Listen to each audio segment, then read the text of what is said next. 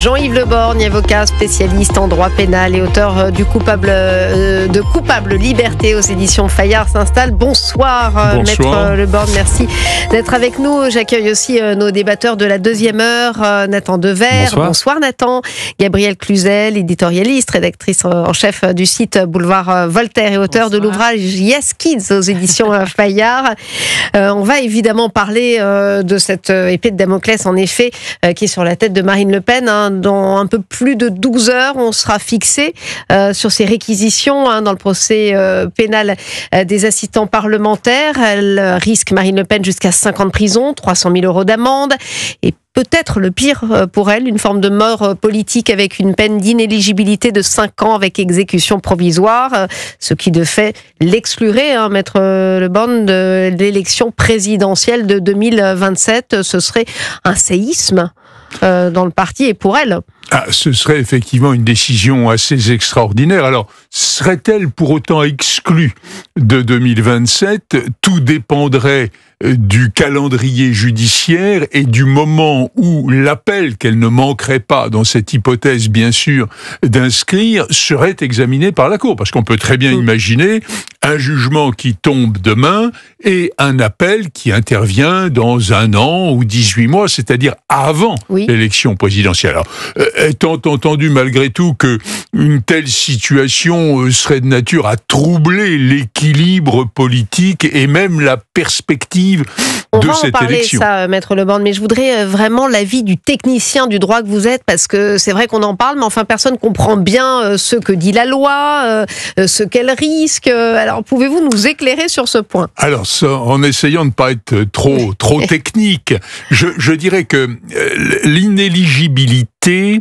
est, dans le cas de cette affaire, liée d'une manière à demi automatique à l'hypothèse de la culpabilité, donc de la condamnation. Pourquoi dis-je c'est important ce que vous dites. Semi-automatique, parce que les juges ont la possibilité de dispenser la personne qu'ils condamnent de ce pseudo-automatisme. En réalité, qu'est-ce que c'est que cette histoire ? Ça rappelle un peu les peines planchers. Les peines planchers avaient été déclarées inconstitutionnelles parce qu'on ne peut pas imposer à un juge une peine automatique. Donc il faut lui laisser la possibilité de déroger à un principe que l'on pose. Alors, dans le cas de Marine Le Pen, il y a une longue prévention. La prévention, c'est la période de temps pendant laquelle se sont déroulés les faits qui constituent le délit éventuel qu'on reproche à la personne. Et en réalité, la loi a changé pendant cette période de temps. Pendant la plus longue partie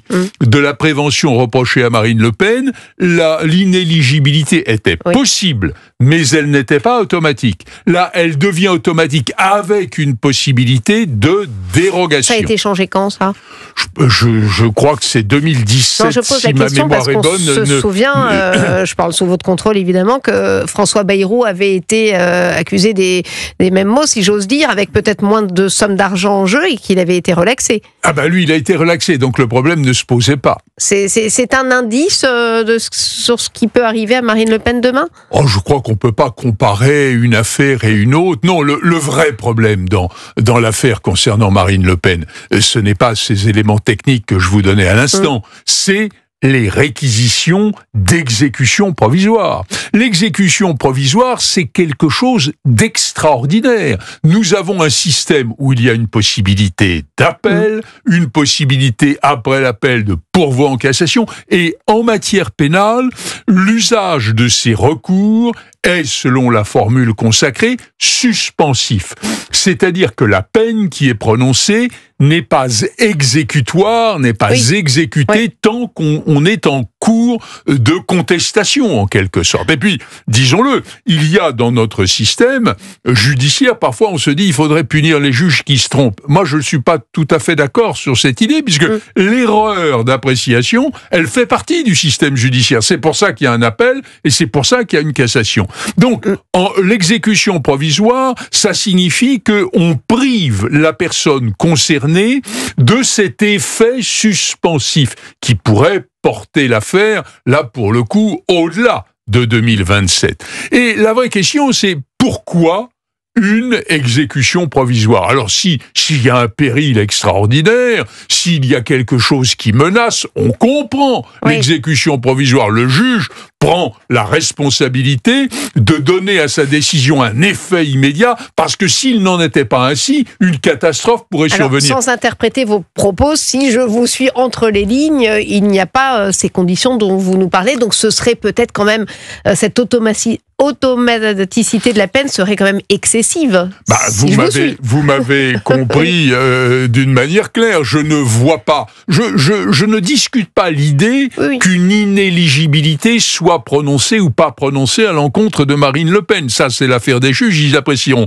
Mais la vraie question est de savoir où est cette urgence, où est ce péril, où est ce danger qui mériterait, qui justifierait qu'il y ait cette exécution provisoire, qui n'est pas quelque chose de banal, qui est véritablement contraire à nos grands principes. Et nos grands principes, c'est quoi? C'est la présomption d'innocence. Ça n'est pas rien, la présomption d'innocence. C'est le fait que quand vous êtes condamné en première instance et que vous vous retrouvez devant une cour d'appel parce que vous avez fait appel, vous êtes toujours présumé innocent. Alors évidemment, si la peine, ou du moins l'aspect le plus sensible, le plus douloureux de la peine est déjà en cours d'exécution, cette présomption d'innocence devient une pantalonnade.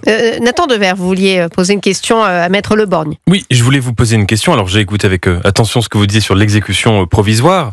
Il y a aussi un contexte qui est la question de savoir comment on juge les politiques. Sans être trop caricatural, il y a eu une longue période dans l'histoire de la Ve République à minima où, grosso modo, on estimait que les politiques de premier plan ne méritaient pas d'être jugés avec une immense sévérité. Je crois que si, dans une logique anachronique, on se mettait à rejuger, par exemple, rien que les anciens présidents, on pourrait peut-être pour chacun trouver des motifs de condamnation, en tout cas pour certains. Permettez-moi juste un mot, c'est peut-être dans votre esprit, parce qu'on n'a pas assez sévèrement jugé les prédécesseurs, qu'il faudrait juger les hommes et femmes politiques d'aujourd'hui avec plus de dureté? Non, c'était précisément la question que j'allais vous poser. Et aujourd'hui, est-ce que vous estimez qu'on est rentré précisément, comme vous le dites, dans une logique où les politiques, on les juge, peut-être avec un petit peu trop de dureté, et on estime que parce qu'ils sont puissants, non seulement on va les juger comme n'importe quel citoyen, ce qui est évidemment légitime, mais que parfois, dans le cas de Nicolas Sarkozy, dans le cas de Marine Le Pen, dans le cas d'autres, on va les juger avec encore un peu plus de sévérité qu'un citoyen normal. Alors, il y a dans votre question, je dirais, un aspect, une dimension subjective, au fond, que je partagerais volontiers. Vous savez, au fil d'une carrière qui a été très longue, j'ai vu les peines s'alourdir. Et finalement, aujourd'hui, on a une caractéristique, pas seulement pour les politiques, un peu pour tout le monde, tout est grave.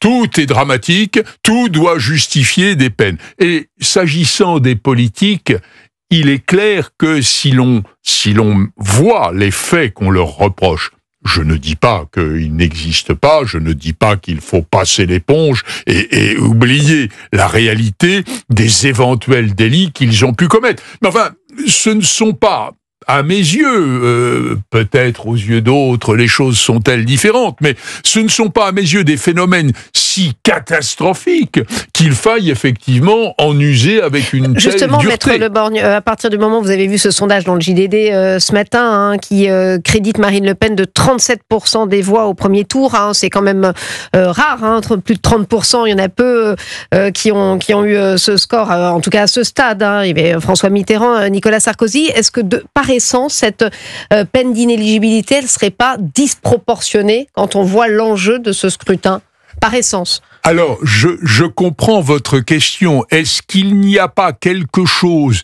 d'historiquement, de démocratiquement anormal à interdire la compétition électorale à quelqu'un qui est en tête? Oui, et là, les juges vous répondraient, ce n'est pas parce que l'on est un homme, une femme politique de premier plan que pour autant on doit échapper à la justice. Cela étant, je ne retire rien de ce que j'ai dit sur ce qui est à mes yeux l'anomalie de l'hypothétique exécution provisoire dont je veux croire, peut-être pour me rassurer, qu'elle n'a été requise que pour faire peur.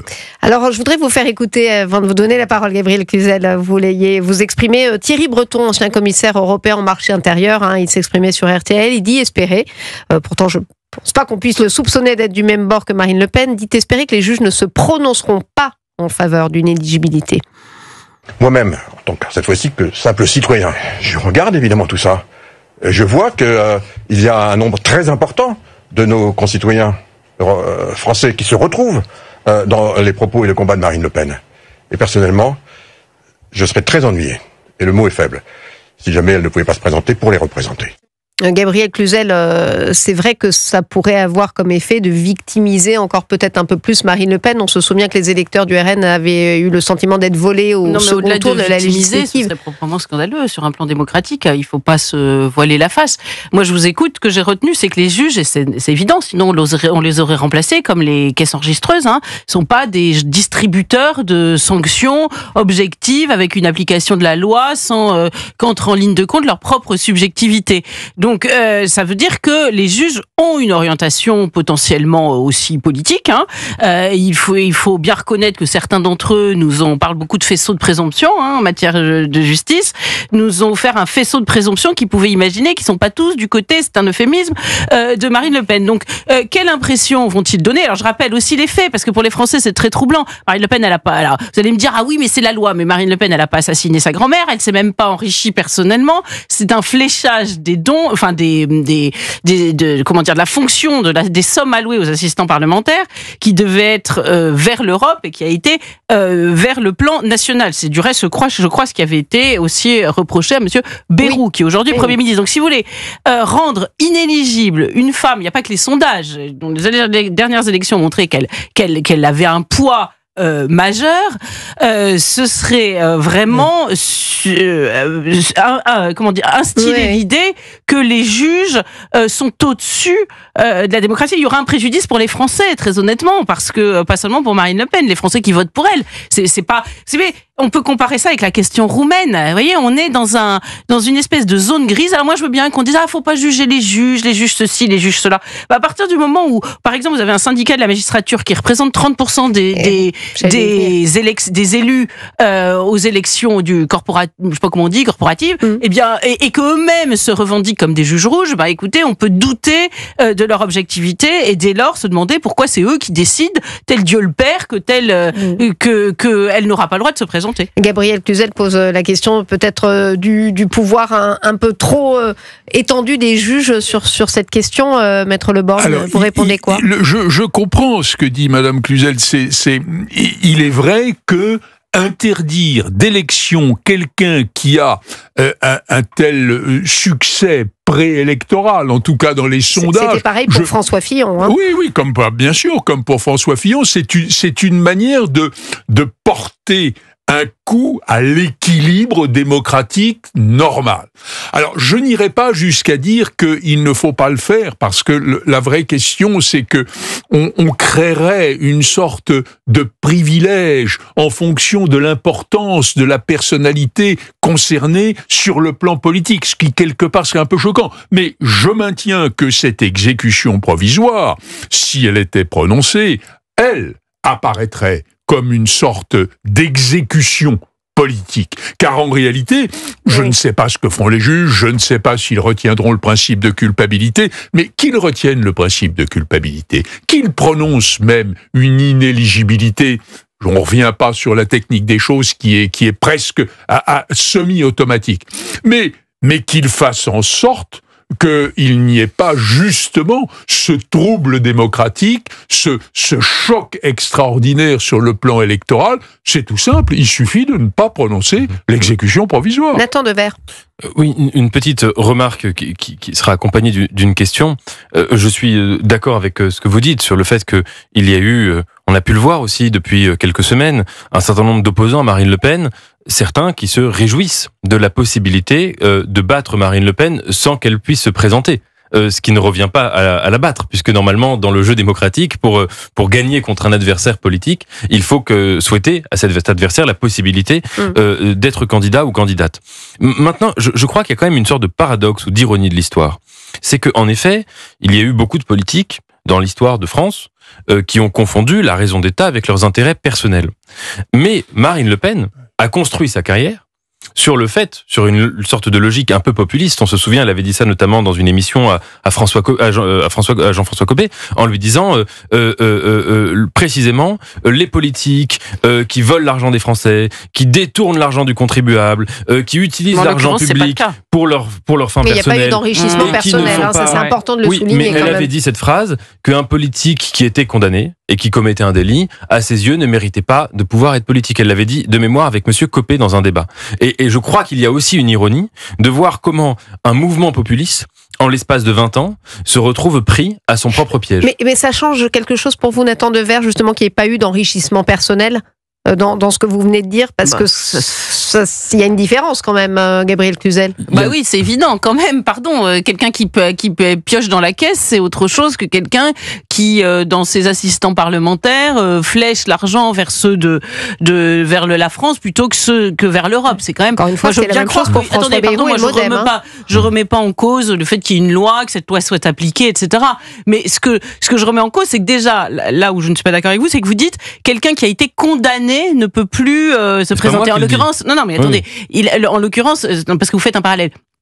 Elle n'a pas été condamnée. Et le problème, c'est que si on appelle, elle est jugée innocente, si j'ose dire, le dommage sera fait. Elle n'aura pas pu se présenter. Donc, si vous voulez, je trouve ça, je partage l'avis de notre avocat, c'est que je comprends que la justice fasse son travail, très bien. Je trouve qu'elle l'a fait singulièrement, avec beaucoup de zèle dès qu'il s'agit d'un homme de droite. Mais bon, on va dire que j'ai des mauvaises idées.